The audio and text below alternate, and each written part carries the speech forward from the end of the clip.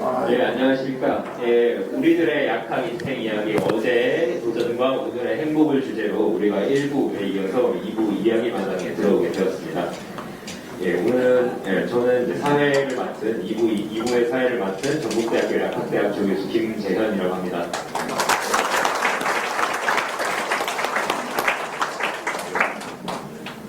네, 안녕하세요. 저는 공동 진행을 맡은 약학대학 조교수 김정경이라고 합니다.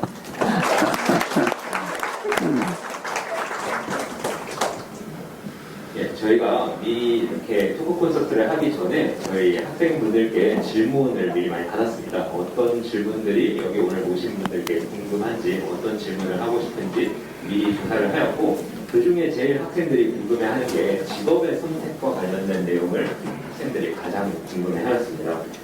이미 앞서서 우리들의 인생 이야기, 나의 인생 이야기를 말씀을 해주실 때 처음에 어떤 직업을 갖겠다 그런 말씀을 이미 많이 해주신 것 같고, 또 저도 사실 좀 몰랐었던 게 여기 교수님, 회장님, 교수님 계시지만 저는 처음부터 교수님은 이제 나는 교수를 해야 되겠다, 회장님은 처음부터 나는 뭐 제약회사에 가야겠다라고 생각을 하셨을 줄 알았는데 실제로 말씀을 들어보니까 굉장히 다양한 직업의 생각을 가지고 있으셨고 굉장히 다양한 경험을 가지셨더라고요.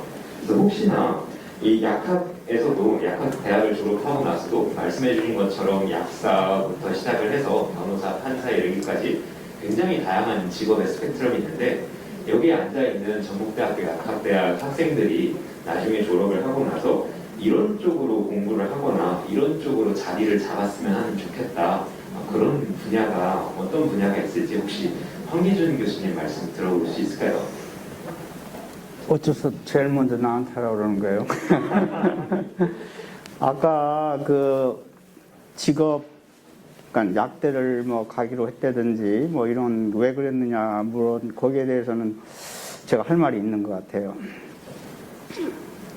저는 원래 전주에서 그 지나고 학교도 그냥 정기적으로 그냥 뭐 이름 있는 초등학교, 국민학교지 그 당시에 중학교, 고등학교 나왔는데 공부를 옛날부터 잘했어요.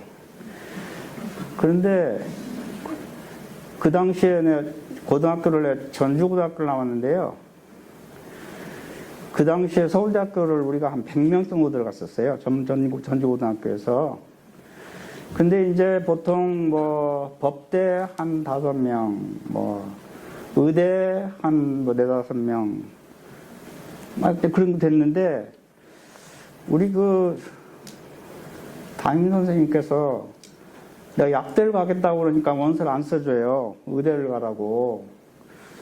근데 이제 우리는 그때 시험 보면 이제 매달 시험 보고 나서 1등에서 50등까지 방을 쫙 붙이거든요. 전주고등학교 앞에 강당에 거기다 다 방을 붙여요.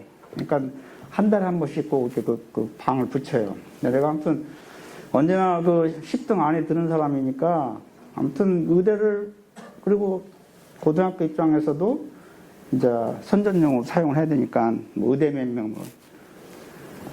그런데 저 약대를 하겠다고 그러니까는 안 써주시는 거예요. 거기에 대한 대답이야. 왜 약대를 가기로 했느냐. 우리말로 그 잽손스럽단 말 있잖아요. 개구쟁이. 제가 생각해도 어렸을 때 참 개구쟁이였던 것 같아요. 어렸을 때는 예를 들어서 그 골목길에다가 눈에 안 보이는 그 에나멜 선을 쫙 쳐놓으면 이 학생들이 지나가다가 걸려서 넘어져갖고 이제 뭐 이런 것도 그래가지고 어머니한테 혼도 많이 나고 그랬었는데, 그래서 그런지 어쨌든 어려서부터 좀 장난도 많이 쳤고. 근데 뭐에 관심을 가졌냐면은 고등학교 1학년 때 그 화학 실험실에 들어갔는데 이게 물에 이 소금이 많이 있는지 없는지를 보여주겠다고 그러면서 뭘 한 방울 뚝 떨어뜨리니까는 흰 앙금이 쫙 생기는 거예요. 그게 아시는 질산은 솔루션을 갖다가 그 우물 같은 우물물에다 집어넣으면은 그게 그 염화, 은이 돼가지고 그 물에 안 녹으니까 신변이 생길 거 아니에요. 그러면서 그거 뭐 질산암 그염 그거 하나 가지고 동네 다니면서 이 우물 좋은 물인가 뭐 나쁜 물인가 뭐 이런 것에 이제 관심이 가져가지고 그렇게도 있고 이제 마시는 네슬러 시약이라는 거 있죠. 네슬러 시약. 요즘 그런 거 모르시나? 근데 우리 때는 우물물 많이 먹었는데 그 당시에 이제 우물물에 그러니까 그 지금은 뭐 다 세면도 뭐 화장실이 선진화되어 있지만 화장실 같은 데서 이제 그 오물이 들어가면은 그게 이제 거기서 질소 성분이 나올 거 아니에요. 그 질소 성분 디텍트 하는 게 네슬러 시약인데 그거 해가지고 진짜 그 양성이 나오면 오물이 들어간다는 거니까 그게 물 먹으면 안 되잖아요. 이제 그런 데서 관심을 가져가지고 제가 제 그 집이 일본 집인데 일본 집 그 다다미 방에다가 이제 내 실험실이라는 걸 꾸몄어. 그 당시에 전주고등학교의 화학 실험실에 시약 종류가 수백 개 있었어요. 그거를 화학 선생님한테 얘기를 해가지고 아무튼 상당히 많은 양을 갖다가 이제 거기다가 진열을 해놓고 내 나름대로 하고 싶은 실험을 많이 했었어요. 이제 긴 얘기를 좀 짧게 하면은 그런 과정을 통해서 내가 하고 싶은 것이 지금은 인삼이나 녹용이 뭐 흔해 빠졌지만은 인삼이 참 귀했거든요. 그래 인삼 속에 들어있는 거를 내가 만들어야 되겠다. 녹용에 들어있는 걸 내가 만들고 싶다. 그게 고등학교 2학년 때쯤 될 때 하고 싶었던 거였었어요. 그게 이제 하나 있었는데 이게 이제 내 실험실에 관한 우리 집의 실험실에 대한 참 슬프다면 슬프고 한 얘기가 있었는데 지금 여러분들 리튬 배터리나 뭐 이런 것들 나오지만은 그 당시에 고등학교 1학년 때 뭐 전위차 이런 걸 이용해가지고 뭐 배터리를 만드는데 그 수은 배터리를 만들면 전위차도 아마 1.5V 넘을 것 같고 그래서 나도 수은이 필요했었어요. 근데 내 그 실험실 내 개인 우리 집 거기에 수은이 없어. 근데 수은 대신에 여러분들 승홍하고 감홍 아시잖아요. 감홍은 이제 인주에 있는 빨간 것이지만 승홍은 물에 녹는 HgCl2잖아요. 그런데 그때 당시에 고등학교 때 이제 그런 걸 알았던 것이 이온화 경향이라는 거 있지 않습니까? 수은보다 이온화 경향이 낮은 거를 집어넣으면은 그 금속에 녹아 들어가고 수은은 석출될 거 아니에요. 그런데 알다시피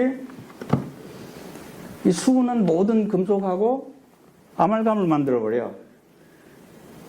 그런데 가만히 보니까 철은 수은하고 아말감을 안 만들더라고요.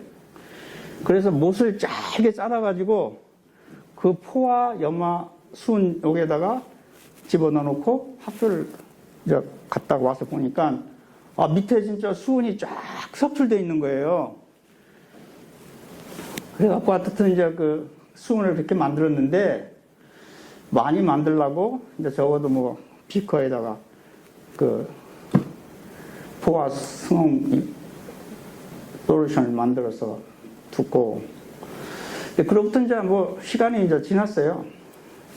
그렇게 하면서 승홍을 만들어 놨었는데 이제 고등학교 그러니까 내 실험실은 그대로 있고 대학교를 가기 위해서 서울에 갔는데 4월 달인가 우리 집에서 전보가 왔어요. 여기 네 연구실에 있는 네 다다미 방에 있는 이게 뭐냐.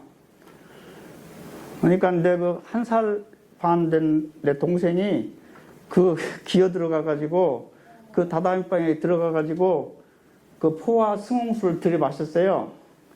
그래갖고 이제 피를 토하고 하는 걸 보고 3살 먹은 지 동생이 이제 얘기를 해서 어떻든 가서 위세척하고 그래갖고 죽진 않았지만 그로부터 걔 인생이 참 힘들게 지냈어요. 승홍수를 들이마셔갖고 알다시피 이게 중금속이기 때문에 이 네프라이트 그러니까 네프론 이 신장 사구체가 다 망가지잖아요. 근데 이제 큰 은혜니까는 좀 괜찮아진 것 같은데 어떻든 이제 그런 그 스토리가 있었고, 그래서 아무튼 그런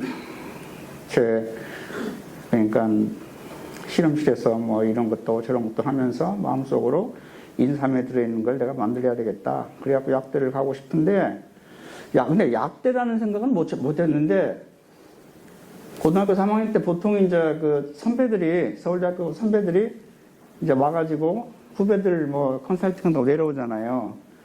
임낙준 선배라고 전고등학교 1등 졸업했던 사람이 이제 약대에 갔었는데 그 사람이 내려와가지고 얘기를 하는 거 보니까 무슨 뭐 지금 생각하니까 뭐 생약학 교실인 것 같아요. 거기 가면은 그래서 그 양반 얘기를 듣고 나니까는 약대 가면 내가 이제 그 하고 싶은 인삼해줄 이런 것도 만들고 해야 되겠다. 그래갖고 이제 약대를 가기로 해서 근데 아무튼 뭐 끝까지 뭐 원서를 선생님 안 써줘도 내가 고집을 하니까 어쩌고 별 수 없죠. 그래서 약대를 갔던 게 동기가 됐습니다.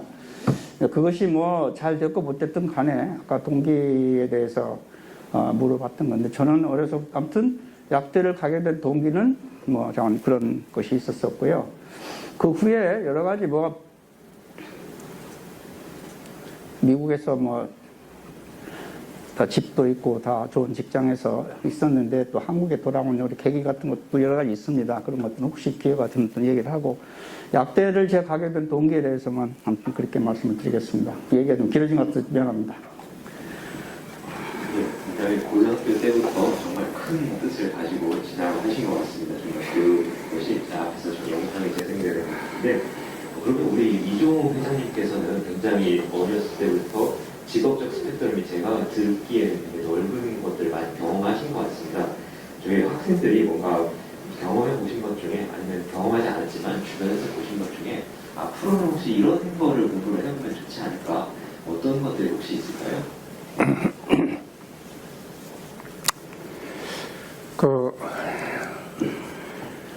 이제 앞을 내 인생의 진로를 어느 방향으로 설정할 것인가 그런 문제잖아요. 저는 그건 선택의 문제지 옳고 그런 문제는 아니다. 각자가 하고 싶은 게 다 있잖아요.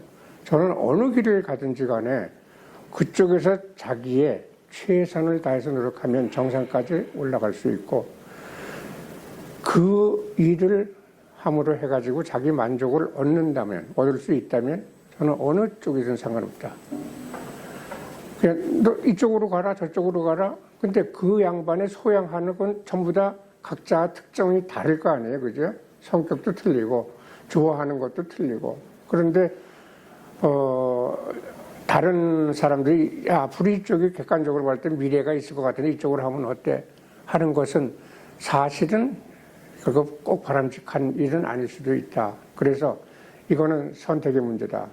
단 쭉 하면서 저는 영업 마케팅도 해보고 그 다음에 생산 품질 관리도 해보고 예전에는 연구소가 없었으니까 저 유원장에서 제가 이제 아까 말씀 잠깐 드렸는데 연구소를 네가 만들어라. 근데 그 당시에 제약기업 연구소는 어떻게 만드는지 뭘 하는 데인지 저는 몰랐을 때예요. 30대 초반이니까. 근데 그 오더를 내가 받고 그럼 누가 연구소는 뭐 하는 데라고 가르쳐줘야 될 거 아니에요? 그 책부터 사서 봤어요. 연구소는 뭐 하는 데인가. 그러니까 여러분들 새로운 일에 접할 때 항상 저는 먼저 남한테 자문을 구하는 게 아니고 책부터 본다. 그러면 나와 비슷한 고민을 했던 사람은 반드시 있습니다. 그 사람들이 책을 만들어 놨거든요. 그 책을 보면서 웬만큼 거기에 대한 지견을 가진 다음에 전문가 되는 분들한테 묻게 되면은 훨씬 많은 것을 한꺼번에 알아낼 수가 있더라고요. 그냥 자문한테 물으면 그 자문 해줄 사람은 저 사람이 어느 정도 실력인지를 몰라요, 영양 같은. 그래서 자기 자신이 먼저 책을 봐라. 그 다음에 물어봐라. 그러면 답이 나온다. 그래서 여러분들 여기서 가는 길은 상당히 다양합니다. 근데 최근에는 유행을 따라가는 건 많아요. 신약 연구하는 거 많이 사람들이 가죠. 그 다음에 아까 우리 신 교수님 말씀하셨듯이 약대 졸업하면 아날리스트가 돼가지고 그 기업의 미래가 어떻게 되는가, 바이오텍은 어떻게 되는가. 그래서 그 아날리스트가 추천에 따라 가지고 어느 기업의 주식도 사고 뭐 지금 그런 거 많이 하잖아요. 그런데 인기가 없는 데가 최근에 어딘가 그러면 생산하는 데죠. 생산, 품질 관리. 사람들이 많이 안 가요. 근데 거기도 가면 할 일이 많아요. 그리고 지금 유행 따라가게 되면 거기에 경쟁이 심해요. 아니 다들 유행 따라가는데 보니까 뭐 까맣죠. 거기서 제일 꼭대기까지 가려면 시간 걸립니다. 생산으로 가게, 품질 관리로 가게 되면 맨 꼭대기까지 가는데 바로 보여요. 저쪽 복잡한 데 가면은 15년 걸릴 거 탑까지 올라가는데 생산 품질 가면 5년이면 탑까지 가요. 근데 왜 글로 안 가죠? 거기도 할 일은 많은데. 그래서 그런 말 드리고 싶고, 제가 이제 신약 연구 개발할 때 한 가지만 더 말씀드릴게요. 길지는 않게 하겠습니다. 신약 연구 개발하는 걸 알기 위해서 심장 순환계 약물은 미국에 가서 슈링 플라우라고 하는 그 제약회사 연구소인데 연구원들이 2,000명이 그때 넘었어요. 그걸 배우고 중추신경계 약물 신약 개발하는 건 벨기에에 있는 얀센. 지금 얀센은 존슨앤존슨의 자회사로 들어가 있는데 거기 갔는데 그때 얀센을 이끌던 분이 폴 얀센이라고 하시는 분이에요. 원래 얀센은 그 개인 가족 기업이었었는데 폴 얀센 박사님은 의대를 나온 의사시면서 화학 박사 학위를 동시에 갖고 있었습니다. 그러니까 생체를 알고 물질을 알기 때문에 신약을 개발하는데 굉장히 그 지견도 많고 해서 제가 그 배우러 갔을 때 폴 얀센 박사는 한 60개 가까운 신약을 개발하고 있었어요. 그러니까 대단한 분이죠. 그 저는 이제 그 중추신경 약물 하는 걸, 나 멘토는 뭐 폴 얀센은 저 위에 계신 분이니까 내가 한 그 30대 때니까 그 과장 정도 됐을 때. 그 이제 웬만큼 배운 다음에 폴 얀센 좀 만나고 싶다. 그랬더니 우리도 1년에 한두 번 만나기 힘든데 아니 무슨 폴 얀센을 왜 만나려고 하느냐. 그러니까 저 생각도 안 해요. 그래서 그 서양 사람들은 문화라는 말에 굉장히 그 이해가 많아요. 그래서 우리나라 한국의 문화는 어느 기관에 가서 그 기관의 장을 만나지 못하고 돌아가면 체면이 좀 떨어진다. 그랬더니 한국 문화는 그런가? 그리고 어느 날 15분의 약속 시간을 잡아줬어요. 간단하게 그냥 코티스 미팅이라고 그러죠. 그 체면 치레하는 미팅. 그게 들어갔어요. 그랬더니 그 큰 기업에, 얀센은 상당히 큰 기업이었습니다. 회장 같으면은 그 연구소 회장이고 회사 여자니까 어마어마한 그 방을 가질 것 같았는데 아주 소탈한 성품 가지고 그 책상 자기 하나 있고 그 앞에 달랑 손님이 앉을 자리 있고 전화기 있고 뭐 그 정도예요. 그 들어가서 앉으라 해서 앉으니까 왜 나를 만나자고 했어? 그래서 내가 요거는 얼마 있으면은 신문에 날 얘기입니다. 지금 어느 신문사에서 그 이제 세렌디피티 열심히 일하는 사람한테 찾아오는 행운에 대해서 좀 쓰고 있는데 그 내용입니다. 그래서 아니 15분인데 무슨 말을 하겠어요? 왜 나를 만나? 신약개발 비법을 가르쳐 주십시오. 그랬더니 이 사람이 미소를 쓱 지으면서 제 눈을 지그시 바라보더니 돌아앉아서 비서한테 전화를 해요. 오늘 9시부터 12시까지의 3시간 동안의 약속 전부 취소해라. 돌아앉았더니 저보고 들은 바와 같은 시간이 이제 3시간 있다. 지금 몇 사람하고 같이 신약 연구를 하시오. 내가 한 20명이 채 안 됩니다. 그랬더니 뭘 걱정하십니까? 나는 3사람 가지고 시작을 했어. 근데 20명이나 있는데 뭘 걱정하냐니까. 그러면서 쭉 자기 일생을, 신약 개발, 신약 연구 개발 일생을 말해주는 거예요. 즉, 동양에서 한 그 젊은인데, 그 용기는 있는 것 같고, 도전의식도 있는 것 같은데, 한번 저 친구를 인커리지 시켜줘야 되겠다 하는 생각을 가졌겠죠. 그 자기 일생 쭉 설명하면서 맨 마지막에, 그런데 자기가 쭉 자기 일생을 돌아보니까 나는 세렌디피티를, 그러니까 행운을 많이 받은 것 같다. 여러분들 아시다시피 이안 플레밍은 페니실린을 발견한 분이죠. 근데 페니실린은 원래 연구하던 분은 아니에요. 자기 미생물을 배양하는 패트리 디쉬를 맨날 해가지고 인큐베이터 넣으면은 다음날 와서 열어보게 되면 다른 균이 자라고 있고 자기가 연구하려고 있던 균은 다 사멸되고 없고 또 몇 번 그걸 당하다 보니까 이 사람이 화가 난 거예요. 그래서 그러다 포기하고 있다가 저게 뭔지 알아보자. 그래서 동료들하고 해가지고 항생물질 개념을 그래 발견한 거예요. 이게 세렌디피티입니다. 열심히 일하는 사람한테 차가오는 행운. 여러분 길 가다 동전 지폐가 있어서 듣죠? 그거는 포춘이나 럭이라고 하는 겁니다. 그냥 우연히 운이 좋았던 거. 그런데 이거는 노력하는 사람한테만 오는 게 세렌디피티라고 하는 거죠. 그러면서 저보고 당신도 앞으로 나와 같은 신약 연구개발 일생을 보낼 것 같은데 세렌디피티가 많이 따라주길 기대한다. 그러고 끝났어요. 여러분한테 똑같은 얘기는 무슨 일을 하든지 간에 여러분한테 열심히 일하면 그다음에 기회가 올 때 잡을 수가 있는 행운 찾아온다는 거예요. 누구한테는 행운이 찾아옵니다. 그때 열심히 노력하지 않고 역량을 갖추고 있지 않으면 그 기회를 못 잡잖아요. 그 여러분들도 그 기회를 잡은 노력은 충분히 하고 그 다음에 세렌디피티가 많이 여러분들 미래에 충만하기를 기대합니다. 기원하고요. 이상입니다. 저도 열심히 일하겠습니다. 제가 책을 많이 읽어야 된다라는 말씀 주셨는데 신창모 교수님 책을 앞으로 사서 열심히 읽어보고 학생 상담도 활용을 해야겠다는 생각이 듭니다. 신창모 교수님께서도 굉장히 여러 직업 직종을 가지셨는데 직업 선택에 대해서 학생들이 많이 궁금해해서 어떤 기준을 가지고 직업을 선택해야겠다 혹시 고견을 부탁드려도 될까요?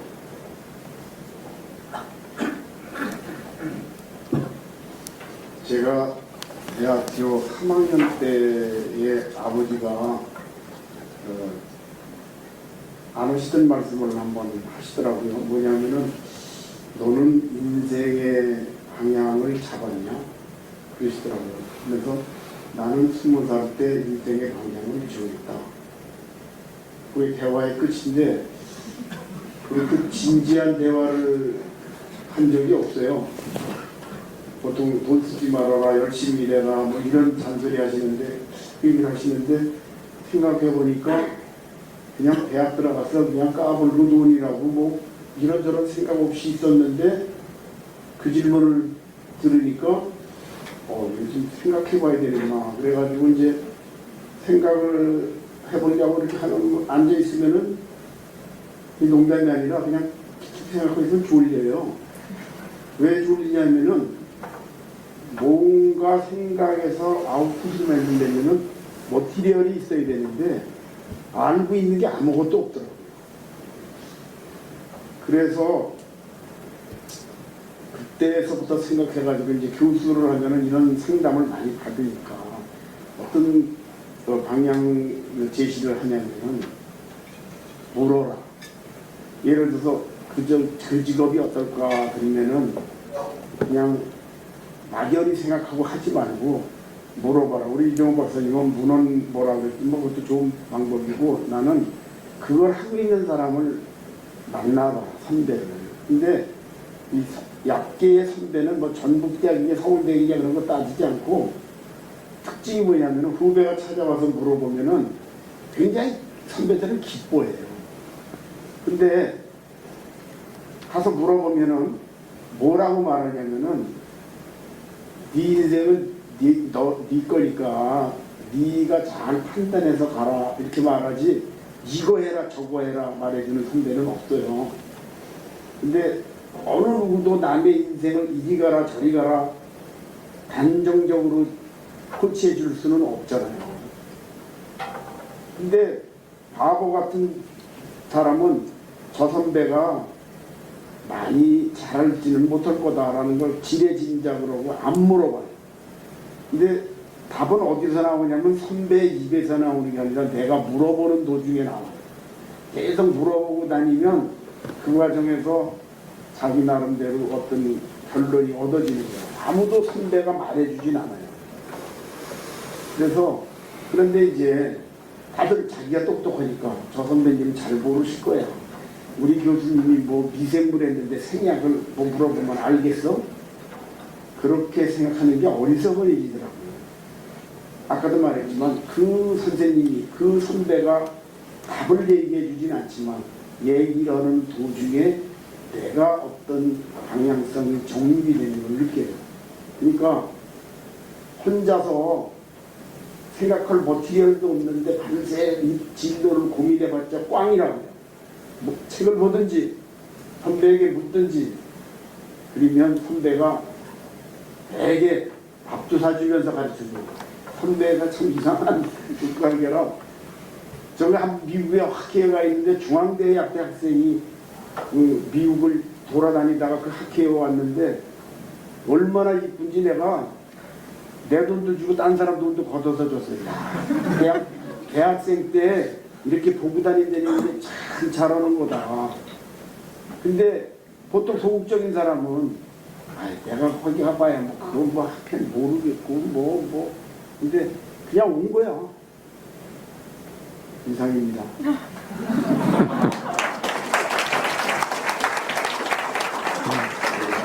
질문을 많이 해야 될 것 같고 실제로도 질문이 많고요. 이렇게 오늘 세 분을 모시고 질문할 수 있는 기회가 있어서 되게 좋은 것 같습니다. 질문도 많기 때문에 저희가 한 30분 정도 더 시간을 갖고 많은 것들을 여쭤보도록 하겠습니다. 예, 좋으시죠, 여러분도? 오늘 그 여러 가지 말씀을 앞에서도 나의 인생 이야기를 말씀을 주셨는데 듣다 보니까 굉장한 성공 이야기들, 기술 수출도 있고 신농약 개발도 있고 청장도 있고 그냥 성공 스토리에 대해서는 많이 들을 수 있었는데요. 반대로 굉장히 그때까지 힘들었던 사건도 많이 있을 것 같습니다. 성공이 큰 만큼 굉장히 힘들었던 때도 있을 것 같은데 어떤 일들이 정말 힘들었고 또 어떻게 극복을 해서 여기까지 오셨는지 학생들이 많이 궁금해하고 있습니다. 혹시 어느 분께서 이제 먼저 말씀 주실 수 있을까요? 지정을 하세요. 예, 황기준 교수님부터 그럼 또 부탁드리겠습니다.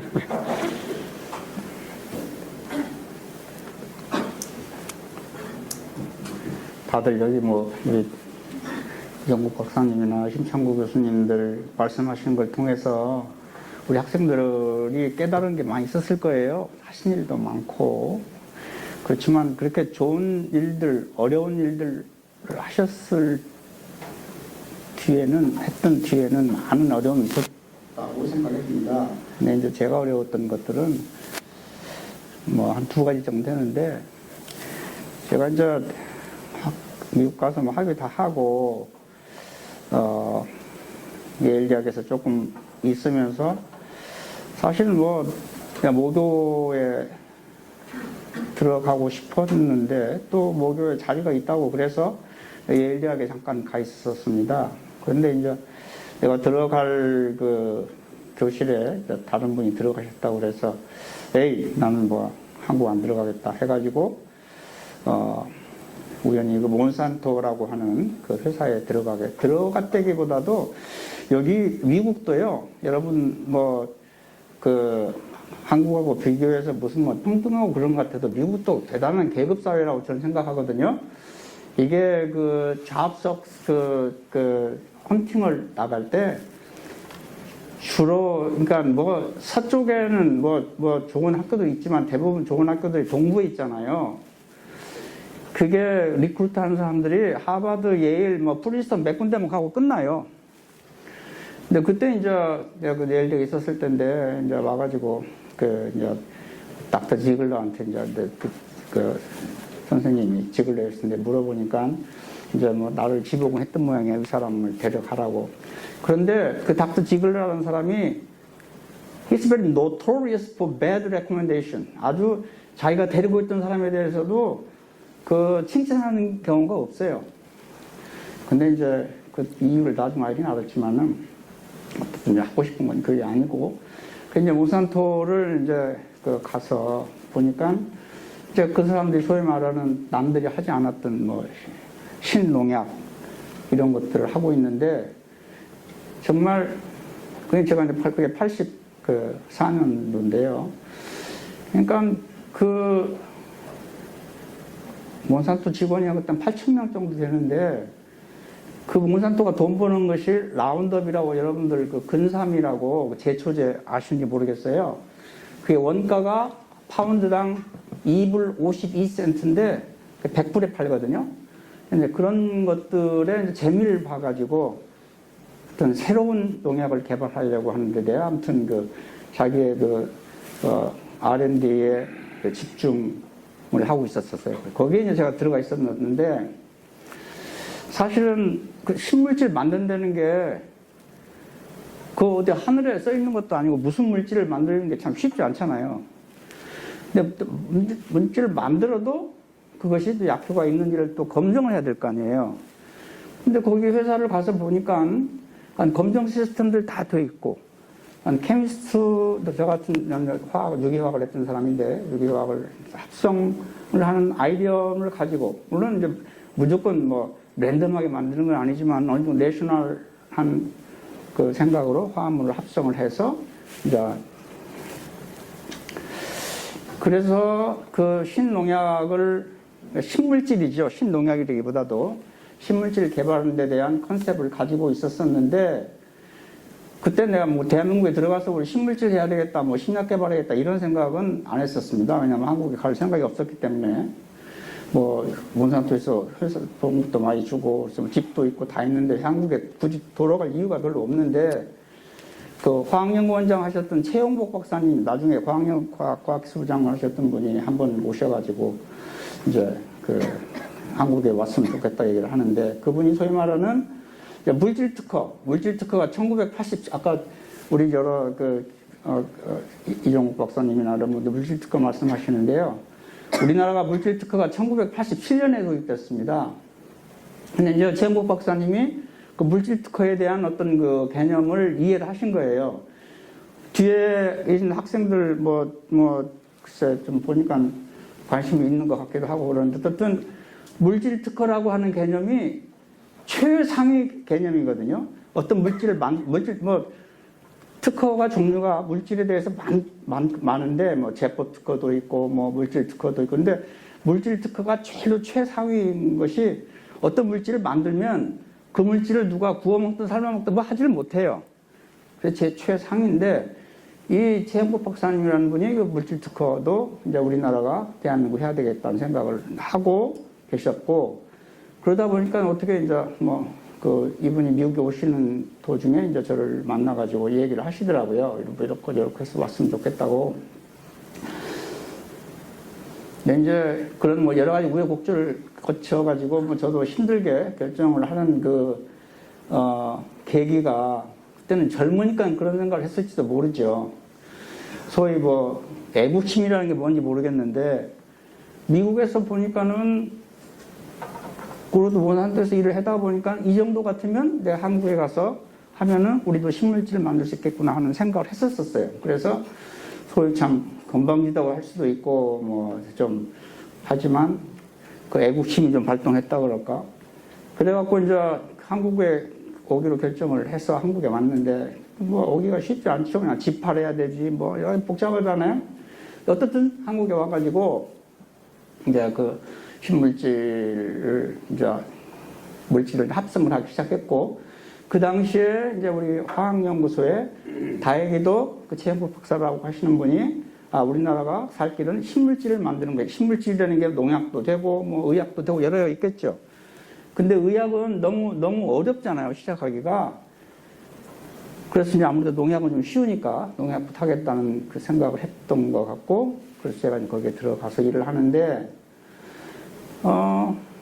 제가 아까 그 프로필라자포스 제가 처음 만들었다는 우리 상품화된 거 KH50이라고 하는 그것이 502번째 만든 그 화합물인데, 화합물을 만들어 가지고 어쨌든 굉장히 좀 좋아요. 백주점나방이라고 하는 그 유해 해충에 잘 듣는데, 이게 이제 중요한 거는 만들기만 하면 뭐예요? 그거를 상품화 하든지 실용화 하려면 누가 기업체가 달라들어야 될 거 아니에요. 근데 기업체에서 이제 와가지고, 아마 그 당시에 우리 이종국 박사님도 신의학 하시고 계셨다고 그러지만은, 그 당시 이제 모든 게 초기가 돼가지고 모든 게 셋업이 안 돼 있어요. 뭘 해야 될지 잘 몰라요. 그런데 이제 그 성보화학이라고 하는 데서 제물질 KH501을 갖다가 이제 상품을 하려고 하는데, 하려고 보면 여러 가지 해야 될 게 많은데 정부의 어떤 그 레귤레이션 이런 것들이 전혀 셋업이 안 돼 있어요. 깝깝해. 그래서 아까 KH501 자체가 중요한 게 아니고, 그런 그 화합물을 농약이 됐든 의약이 됐든 상품화하는데 필요한 정부의 레귤레이션이든 그런 것들을 법조화, 제도화하는 것이 굉장히 필요한데 이제 그건 1987년부터 아마 1988년 그때부터 이제 그런 것들이 제도화하기 시작이 됐어요.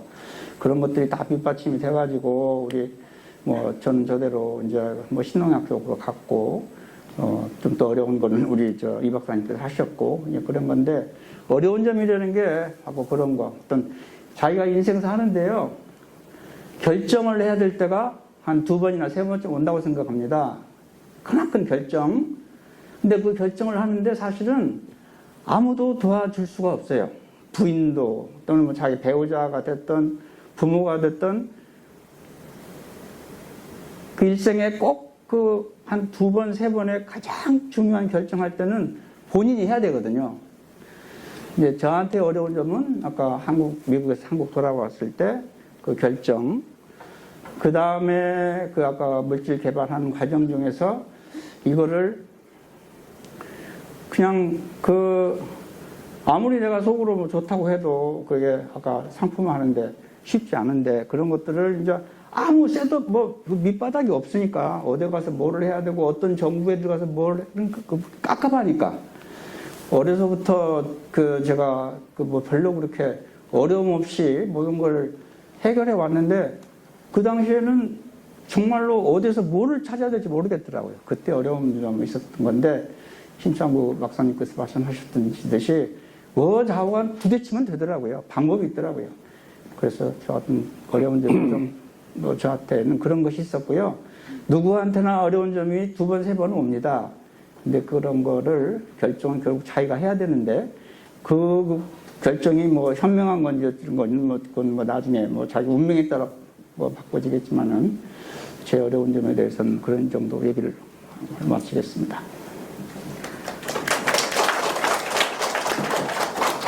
그러면 허심탄회하게 말씀을 해주시는데 당시에 정말 고민이 많으셨겠습니다. 저희 이종욱 회장님께서는 혹시 어떤 고난이 어떻게 어려운 점 많았지만 저는 이제 성격이 굉장히 낙천적입니다. 그래서 뭘 일을 할 때 걱정을 우선 안 해요. 될 거다. 이제 긍정적인 마인드가 좀 강해요.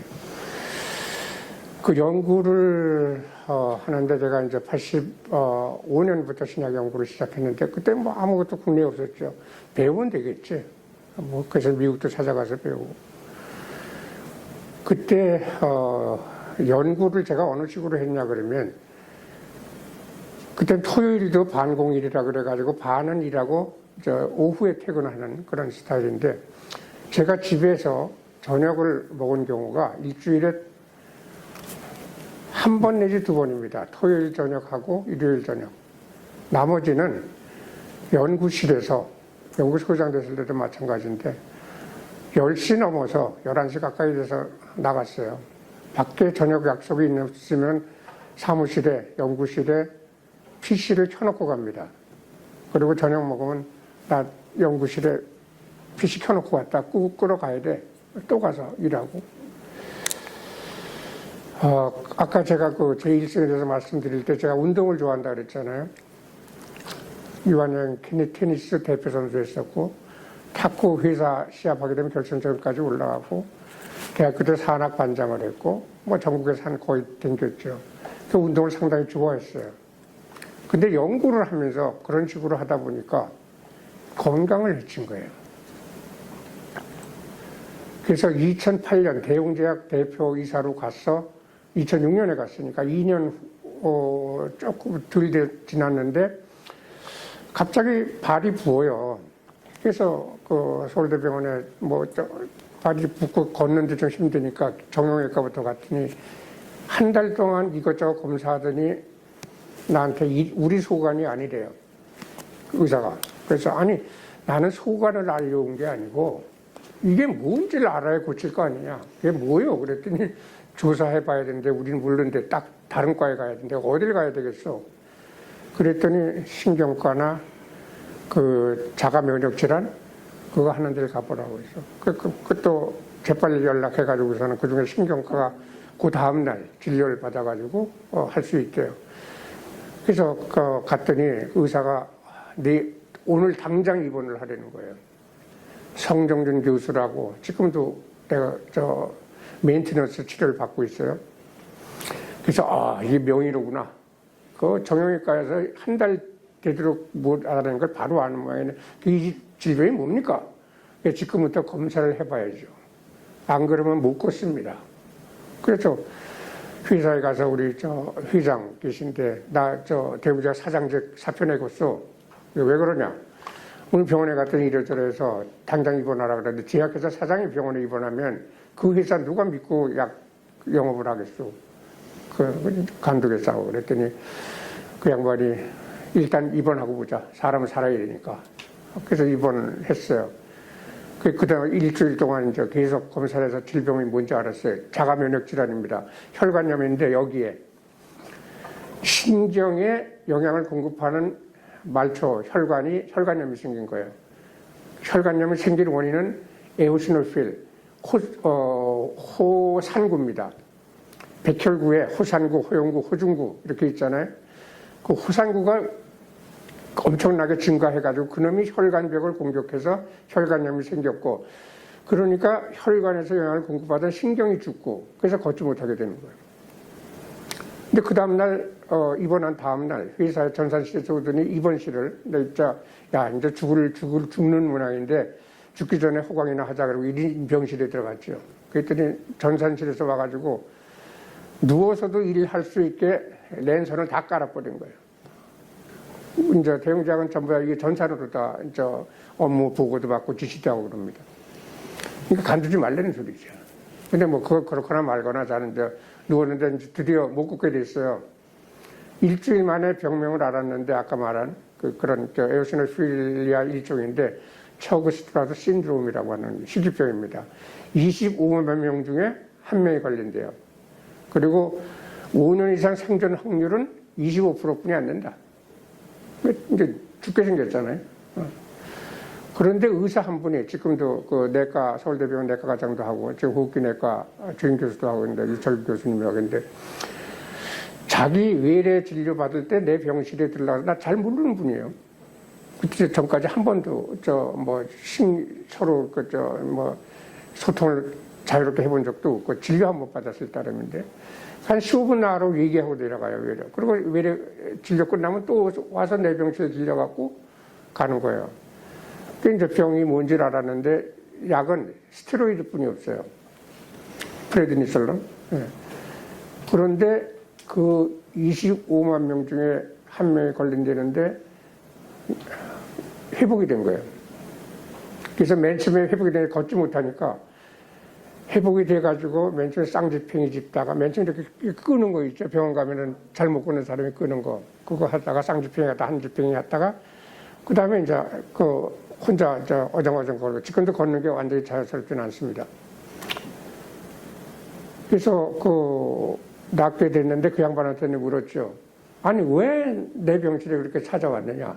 그랬더니 보통 사람 같으면은 멀쩡하던 사람이 걷지 못하게 되면 우울증에 걸려서 그걸로 돌아갈 확률이 높대요. 그런데 걷지 못하는 사람이 침대에 누워서 자기하고 농담을 하더라는 거야. 이 사람은 잘하면 살겠다. 그래서 그거를 북돋아주기 위해서 좋은 분을 내가 만난 거죠. 지금까지 잘 살고 있습니다. 제가 여기서 말씀드린 그게 가장 어려웠어요. 건강에 대한 문제. 몸이 건강하던 사람인데 아프게 되니까 제한적인 게 굉장히 많아요. 그래서 여러분들한테도 앞으로 어떤 일을 하시든지 간에 일에만 몰두해가지고 건강을 해치지는 말아라. 건강은 계속 지켜가면서 살고 자기 건강은 자기가 지키지는 안 된다. 저는 지금까지 그게 2008년이니까 한 14년, 5년 이상 생존 확률이 25% 살고 있잖아요. 그죠? 그동안에 신약도 개발했고. 운이 좋은 거죠. 운은 좋은데 앞으로 여러분한테도 그런 건강 관리를 하면은 나보다 더 운이 좋을 수도 있다. 그 얘기를 드립니다. 그러니까 그 힘든 거는 건강이 해쳐져가지고 그걸로 살기 어려웠다는 이상입니다. 치료가 잘 되어서 정말 다행입니다. 정말 다행이고 저희 건강에 유념하도록 하겠습니다. 신성우 교수님께서는 어떤 힘든 점을 어떻게 극복하셨나요? 우선 이경욱 박사님이 서울대병원 독방 뭐라고 그러지? 1인실. 1인실에 있을 때 목사님을 모시고 가서 기도를 하고 이런 적이 있는데 가서 보고서 놀란 게 뭐 약물학으로 박사를 받았는데 워낙 아는 게 많으니까 의사가 뭐라 그러면 어떻게 할까요? 환자한테 물어보면 야 모검사해보고 뭐 이렇게 귀찮겠냐 그러면 네 그렇게 하겠습니다 그리고 다 지시를 하고 있더라고요.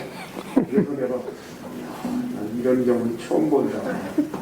의사가 또 절절매. 왜냐면 뭐 다 하니까 여기 천재예요, 천재. 아, 잠깐만, 그 희귀병이니까 그 나 같은 병에 걸린 환자를 실물을 본 의사들이 없어요. 그 양반들 텍스트를 보고 했지. 그러니까 나하고 같이 병에 대한 상의를 하고 있는데 그 양반은 바쁘잖아요. 여러 환자들이 있으니까. 그래서 그 나 회진을 저녁 때 하는데 그 전까지 나는 인터넷 들어가서 전부 다 그 병에 대한 걸 전부 다 찾아가지고 USB에 넣어요. 저녁 때 오면 두고 가서 공부 같이 하시자고. 그걸 이제 두고 하는 건데 의사가 아무래도 나보다 더 많이 알죠. 네, 제가 계속 말하지만 그 분은 전형적인 천재 수재의 삶을 대표하고 있고요. 저는 이제 그렇지 않은 사람은 어떻게 서바이브 하는가를 이제 보여드립니다. 아니 실제로 그런데 제가 일본 유학을 79년에 갔는데 이제 뭐 대학원에 붙었어요. 근데 얼마 있다가 석사 논문에 뭐 했냐고 발표를 해보려는 거예요. 그때 거의 죽고 싶었어요. 왜냐면은 석사 논문이 눈 뜨고 볼 수 없는 거거든요.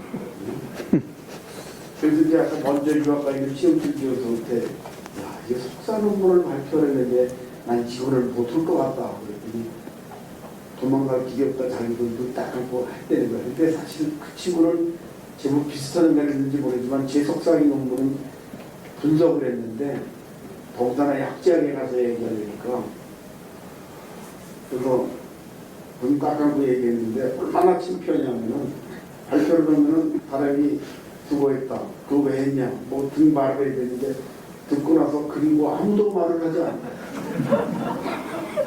아무도 질문도 안 하고 코멘트도 없어요. 잘했네. 아마 그랬을지 모르지만 근데 그랬는데 몇 달 후에 세미나를 하는데 내가 이제 발표자가 됐는데 제가 여기서 많이 하지 않으면 망하는 거다 그래가지고 무지하게 열심히 하고 일본어니까 또 제가 이제 연습도 하고 이래가지고 발표를 했는데 뭔가 그 이후 트레이더를 쭉 정리해서 이제 발표를 했는데 그게 잘 했던 것 같아요. 이게 왜 중요하냐면은 그 발표를 하고 나서부터 애들이 나를 사람으로 보기 시작합니다. 그 당시에 우리 과학 수준이 우리 분야가 내 분야가 크지도 그랬는데 형편없어가지고 사람으로 이게 자격지심인지도 모르지만 그렇게 보이는 것 같았는데 발표를 그때 이제 잘하니까 지금도 일본을 내 빌겐 학자 된 그것도 클래스메이트들이 있거든요. 그때 잘했다고 그때서부터 정말 사람으로 쳐서 학교 갈 때도 나하고 같이 가고 지금껏 아까 한일 약제학 심포지움 한 그 사람도 그때를 인정해서 그러고 그런데 그런 계기가 중요한 것 같아요.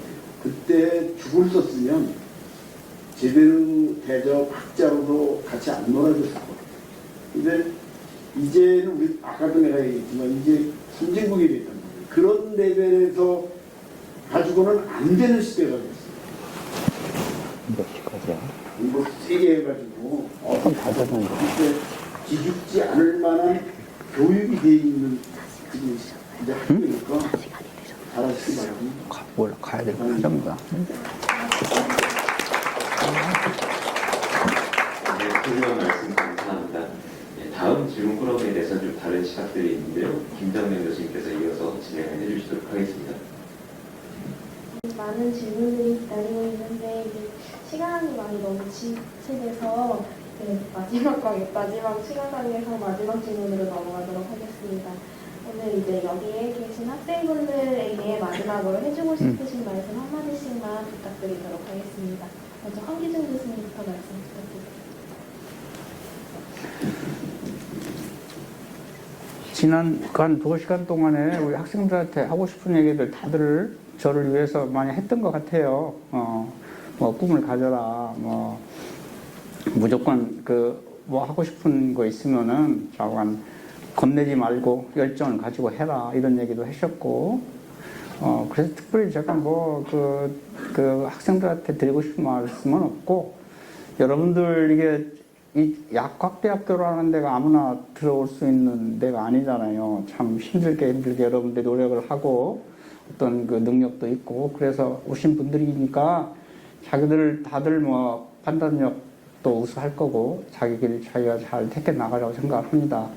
근데 하다 보면은 언제나 가면은 꼭 그 어려운 점이 생기게 돼 있어요. 근데 어려운 점이 있었을 때 그 절망을 극복하는 방법이 여러 가지가 있겠지만 뭐 종교도 있고 자기 나름 의지도 있고 그런 것들은 본인이 판단을 하시면 될 거고, 특별히 뭐 부탁하고 싶은 건 뭐 없습니다. 여러분들 잘 판단하실 거라고 생각을 하고, 아까 이정국 박사님께서 말씀하셨듯이 건강 잘 챙기면서 최선을 다하고 가능하면은 빠른 시간 내에 그러니까 내 목표를 한번 셋업을 하는 것도 그 방법이 아닐까. 그러니까 뭐 아까 말씀드렸듯이 제가 약대를 가서 오늘 이 자리에 오더라까지는 어렸을 때 그러니까 고등학교 2학년 때 그 어떤 목표를 정하고 그런 과정 중에서 내 뭐 직업이 정해졌는데, 가끔 의사분들이 참 고맙긴 하지만 난 속으로 야 내가 의대를 안 갔던 게 얼마나 잘했나. 의사들 참 고생 많이 하시잖아요.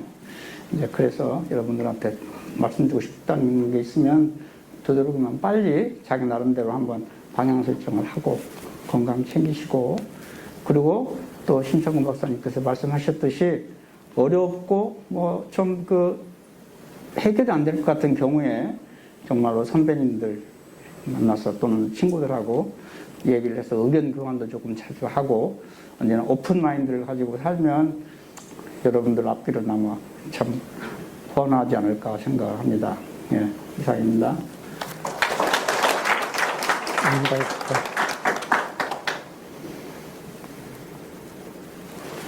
순서대로 해요? 예. 저는 대웅의 창업자, 아까 말씀을 드렸는데 그분이 평생의 경영 지침, 뭐 어마어마하게 자료가 많아요. 그걸 내 대웅 작가한 다음에 한 달 동안 전부 요약해서 한 장으로 요약을 했습니다. 그래서 지금도 뭐 어려운 일이 있으면 그걸 쓱 드렸다 봐요. 여기 이렇게 나의 지침.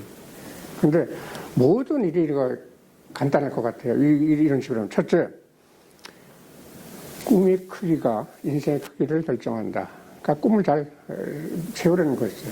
두 번째는 할 수 있다라는 긍정의 말이 성공을 부른다. 뭔가 꿈을 세우고 할 수 있다고 생각을 하라. 야, 어렵지? 아유, 왜 목표를 세웠는데 어렵다고 겁부터 먹냐? 할 수 있다. 세 번째, 자, 할 수 있다고 생각했으면 계획을 세워야 되잖아요. 최고 사례를 조합하는 과정이 창조이다. 즉, 나와 같은 비슷한 고민을 했던, 또 그 길을 걷자고 생각했던 사람은 전례가 많아요. 나 혼자 그런 길을 걸었던 게 아니잖아요. 그럼 A라는 사람은 어떤 식으로 해서 성공을 거뒀나? B는 어떤 식으로 해서 성공을 했나? 그걸 여러 개 조사하게 되면 내 성격에 맞는, 내 영향에 맞는 길이 나옵니다. 그거로 내 계획을 세우면 그것도 하나의 남의 사례를 모방한 거지만 창조에 들어가요. 네 번째, 가장 먼 여행은 머리, 가슴, 발.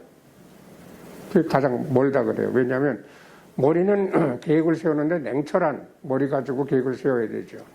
그죠? 그 다음에 그 머리를 명철하게 해서 세웠지만은 가슴은 뭔가 그러면 나 스스로 그 목표에 대해서 공감을 해야 돼요. 열정을 가져야 된다는 거죠. 가슴으로. 그러니까 나 저거 반드시 해낼 거야. 몰입하고 도전하고 그게 가슴입니다. 그런데 작심삼일이라고 되게 사람 하다 보게 되면 아유 힘들어 못하겠는데 그게 발입니다. 그게 머리, 가슴, 발. 발은 꾸준하게 실행하려는 거예요. 그게 가장 중요합니다. 실천이 중요하니까. 5번째, 위대한 리더는 가슴에 불을 지른다. 앞에 가슴이라고 하는 건 내 가슴입니다. 나 자신을 스스로 다루기 위해서 나 자신을 공감시켜야 되지만 현대에는 혼자 할 수 있는 일이 거의 없어요. 항상 조직이 일을 하게 됩니다. 아까 저 신약 개발할 때도 제가 오케스트라 지휘자, 나도 몰라 실무를 했지만 바로 오케스트라 지휘자를 했는데 그때 벌써 한 5, 60명하고 같이 일을 시작해야 돼요. 근데 남들이 가슴에 불을 안 지르면 그럼 나처럼 열심히 안 합니다. 근데 나는 운이 좋아서 같이 했던 사람들이 전부 내가 말하면 자기 가슴에 전부 다 불을 가져요. 그래서 그 아까 그 GSK에 1억 불 주고 기술 수주됐다는 거는 YH1885 레바프라잔이라고 하는 주네릭 네임을 갖고 있지만은 그 전에 코드 넘버는 YH1885인데 같이 연구하던 연구원들이요. 하나는 조대웅 박사라고 미국 가서 박사학위하고 지금은 자기 벤처를 하고 있어요. 지금 시가총액이 4조 원이 넘습니다. 자기는 성이 좋으니까 JO, 자기가 JO1885라는 거예요. 자기가 그만큼 몰입하고 있다는 거예요. 자기 하는 일에. 또 지금 그 실험 동물 쪽에 도사가 하나 있는데 최현식 교수라고 논산에서 지금 또 교수직을 하고 있는데 그 친구는 전화번호를 1885로 바꿨어요. 휴대전화번호를. 뭐냐 그러면 같이 일하는 사람이 나 이상으로 모두 열정을 가지고 몰입해주는 사람을 만났기 때문에 성공 가능성이 높아지는 거예요. 그게 뭔가 그러면 그런 식으로 해가지고 그 리더가 같이 일하는 사람 가슴에 불을 지르는 거, 공감을 갖게 만드는 게 가장 중요해요. 마지막으로 그렇게 열심히 했음에도 불구하고 실패하는 경우 많아요. 내 뜻대로 안 될 때는 나를 먼저 돌아보라. 즉 일을 하다 보게 되면 내 잘못이 30이고 남의 잘못이 70일 때도 있잖아요. 그때 남 탓을 하면 그럼 남은 내가 해결이 안 돼요. 그 사람 어떻게 설득하겠어요. 근데 내 잘못이 30이면 내 잘못 30%만 개선해도 30%는 개선하는 거 아니에요. 그래서 항상 남 탓하지 말고 나부터 잘 안 될 때는 나를 고쳐나가면 성공 확률은 그만큼 높아진다.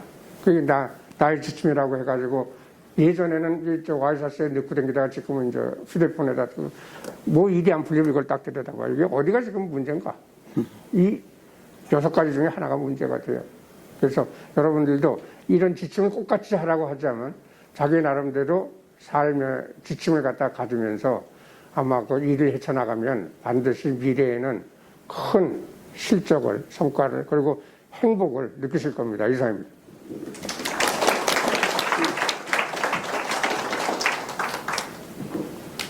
아까 그 결론이라고 몇 가지 적어서 말씀드린 것 중에 하나만 말씀을 드리면 앞에 주어진 사다리 한 칸을 올라가나 스텝 바이 스텝이라는 말이 있을 수도 있는데 그게 실제로 높은 데 올라가면 밑에서 보던 것도 먼 데가 보여서 밑에서 생각한 게 틀렸다는 걸 깨달을 거예요. 그래서 올라가서 또 보고 또 올라가 보고 그러니까 밑에서 맨 위를 걱정하지 말고 지금 앞에 주어진 일을 올라가서 다시 불러본다.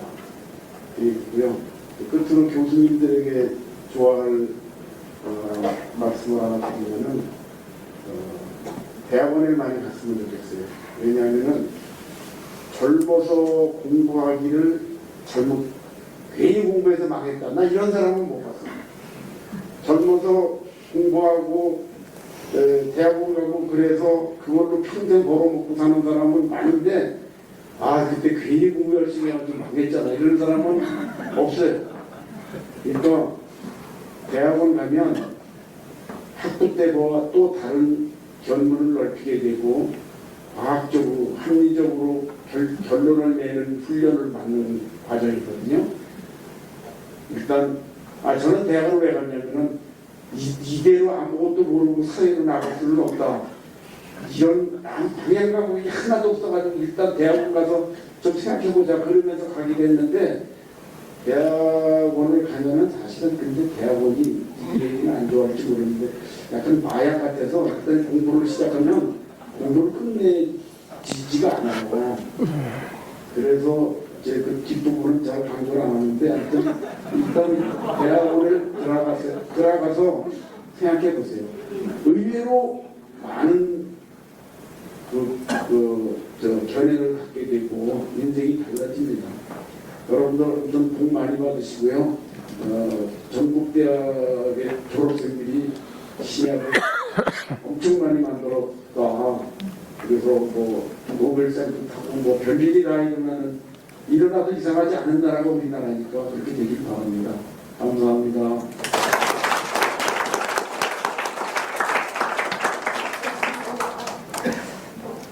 학생들한테 뭐 좀 안 물어보면 안 돼? 학생들한테는 안 물어봐요. 몇 개? 학생들이 저 배고플 것 같은데. 적어낸 거예요. 네, 질문 받아서 전달드린 거예요. 소중한 이야기로 자리를 빛내주셔서 대단히 감사드립니다. 세 분께서 공유해주신 소중한 이야기와 함께 청중분들과 학생분들의 새로운 도전과 행복한 오늘을 응원하겠습니다. 여러 학생분들과 청중분들을 뵙면서 다시 한번 감사 인사를 드리면서 이것으로 제1회 약학계 전형 토크 콘서트는 이것으로 마치도록 하겠습니다. 감사합니다. 감사합니다.